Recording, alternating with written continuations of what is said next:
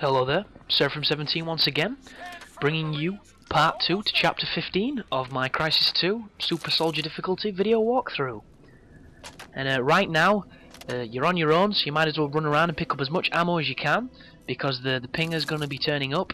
And what's going to happen is he's going to be storming around this area, around Times Square, looking for you. He's going to use his radar that he can do. He's going to use his EMP if you're close to him, which is going to take all your energy down, so be very careful of that. And he's also going to have 3 or 4 Cephs running around, backing him up, just in case you make any silly mistakes, like what I'm doing right now. How I didn't die there, I couldn't tell you. But this fight is all about placement, it's all about moving around the level, and it's all about hitting his exposed core on his back.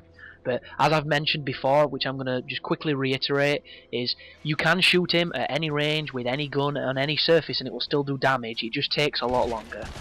And on this early part, I would advise you to gun the Ceph down as quick as you can, because as soon as that happens, it means the pinger's going to turn up, and that's what we're aiming for. Because, you know, he's what you've got to kill, and when you kill him, that's the level done. But this is a pretty long fight, because it's kind of a war of attrition. It's probably going to be filled with mistakes on my part and just bits that could have been refined, but I beat him, I kill him. It's the cleanest I could get on the recording, and hopefully it'll show you some interesting places if you don't know some good spots for this fight, because this guy's a dick. I really don't like this fight. And when I first got here, I died a lot, and I died because I just get impatient. I'm like that. It's like when I play action games, I'm that person that I can block perfectly for so long, and then I just get into that mode where I can't be arsed to block.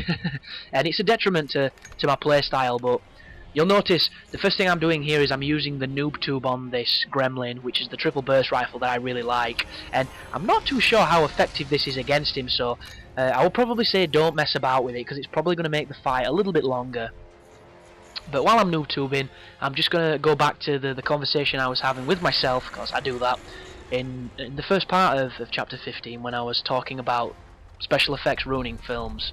And the first thing I want to say is I didn't want to come across in that first video as saying that I hate visual effects, because I don't. I completely admire them, and I admire them when they're done well, because they can really add to the feel of a film.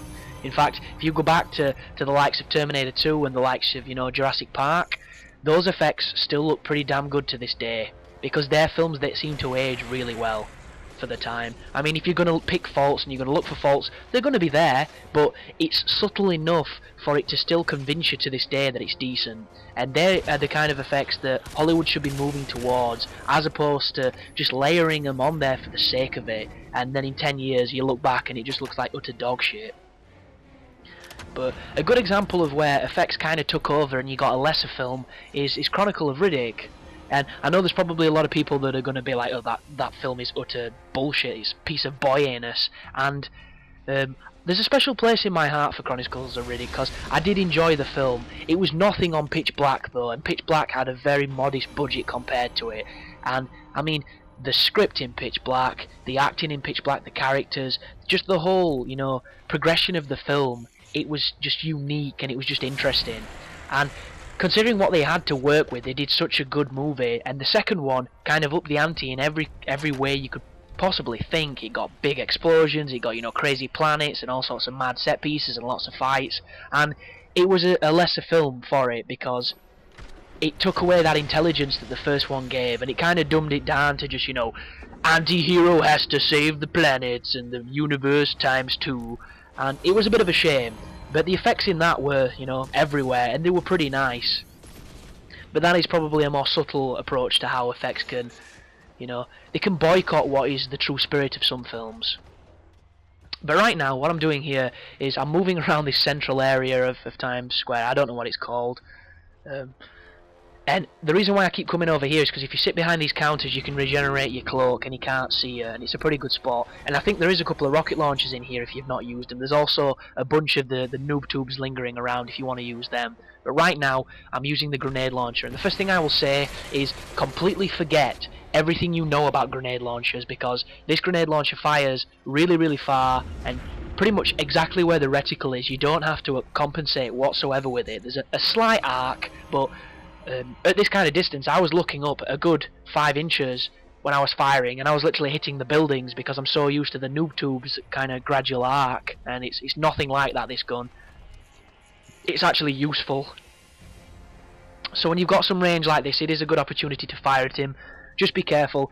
If he sees you and he hits you and you've got no energy, he will light you up so quickly, and sometimes you just don't have time to get in cover. But as you move around this area and you pick your spots to shoot from, just be constantly aware that there are Ceph, they are stalking you, and if they get close they can be a real big nuisance. So it's just, you know, playing it patient, a good old war of attrition, and choosing your shots. And like I said, this dude is a wanker. He will walk around showing you his front all day, and then as soon as you see his back, he'll spin round like he's gifted in, you know, the psychic arts, and he knows where you are. I mean, look at that. That's pretty close, that. There he goes, sending out his radar, trying to look for me. And look, do you see that? As soon as he turns around, I start aiming, he turns back towards me. That's what, like when you used to play split screens with your buddies when you were younger, and you'd have your sniper rifle on your pal's head, and he'd fucking move because he's looking at your screen. I used to hate that, but I suppose it's human nature, that one. And that right there, the noise signifies he's doing the EMP thrust, so make sure you avoid that. And when you do fire at him, it's almost as if it's Metal Gear Solid 1 again, and he kind of knows where you are, so you really need to move your position. But if he moves across... Oh, he's not moving. Oh, that's okay. If he were to come, you know, towards where I am and start pinning me in this corner, you're going to be in a lot of trouble, because what he'll do is, as you're trying to stealth your way past him, he'll do the EMP and it'll drop your stealth, and you will be out in the middle of no man's land with no cover and a giant robot looking at you. But when you get the checkpoint, it means you've killed him, so there he goes, and now you can carry on. So congratulations, that's probably... That and the level before is perhaps the hardest sections of this game, because you can't stealth past, and you actually have to, you know, use a bit of run and gun strategy. So slam a fresh clip in, clean up the Ceph, pick up your ammo and cruise over to this dude, and you can carry on. So there you go, defend the airlift, evac sites, evacuate with Colonel Bradley or something ridiculous. But you push over here, your gun goes down so you know that you're safe, and you're going to be getting onto the back of this chopper, because this chopper is going to be dropping you off on the next section of the game, which is kind of interesting. It reminded me of Resident Evil 4, where when you went from the castle and you were on the island, it was a nice change of pace from where you are, and you'll understand what that means in the next level if you're playing this for the first time. And look at that for some view kick. Can you imagine if that were Black Ops? I think I'd have snapped my disc in half. Yeah, and what this is now is Hargreaves is going to come over on the radio and basically say I'm the only person that can stop this tower from doing what it's going to do. So this is pretty much an interactive cutscene for the next section. And it should be skippable, man. I don't know. I just pray someday that either through my YouTube channel or through whatever, you know, undertakings I take in life, that I get into a position of power where I can either be a voice, be it on a gaming journalistic site or a review site or a walkthrough site, or if just a big YouTuber or something, where my opinion can be heard on situations like this. Because how this isn't skippable is just unforgivable. It's like, look at Bulletstorm. Here's a good example for you. When you did the echo modes, the whole point of the echo modes was to go through the levels as quickly as possible, doing as many skill shots as you physically could to get the highest score. And what did they go and do? They left bits of the fucking game in. So you had to stand in a lift, and you had to go up the lift, and the dudes were talking to you just like they did in the campaign. And various other bits where you had to push a button and listen to them do the witty banter, and it's like, why would you not trim that out? I understand that this is probably extra work on top of an already busy schedule of, you know, bugs and tweaking and playtesting the hell out of it before you go final, or whatever the terminology is for, you know, before it hits the shelf. I just don't understand it. It's like, maybe if you trim that cutscene bit out so it makes it a fluid transition, you'd have to make some other line of code to blend it together. Maybe it would break the game, the campaign wouldn't work anymore. I don't know, because I'm not a programmer, but with the same logic, it should be done. It's like, these days games cost so much money, you've got to go that extra mile. You can't just throw out something that's half-assed, or you'll get a Rogue Warrior, which is the game I mentioned in a few videos back and called the wrong name.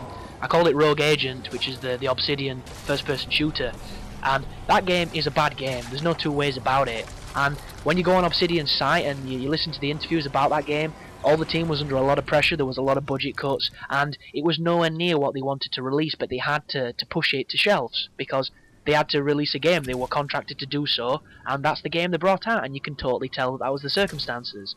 But these days, if you want to top like a Call of Duty or anything, you need every facet of your game to have some kind of replayability, to have that AAA seal of quality.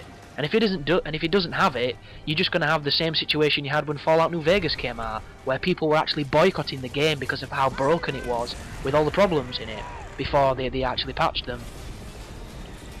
And it's just how it works, and that's not me slagging off, obviously, Fallout, because I love Fallout, and that's not me saying it's going to jeopardise its sales at all. It's just, the level of polish needs to be so much so that you're getting your money's worth. And there wouldn't be any need for all this, digital distribution bullshit, or all these EA fucking codes that get you multiplayer if you buy the game to try and combat the pre-owned market that's apparently destroying the gaming industry. And I don't know, man. We shouldn't be punished for buying something somebody should want us to play.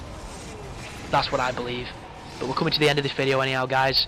I do apologise if I'm getting a bit ranty, but I'm in one of those moods. Anyhow, I'll see you in the next video. Hope the guide's helping. You take care now.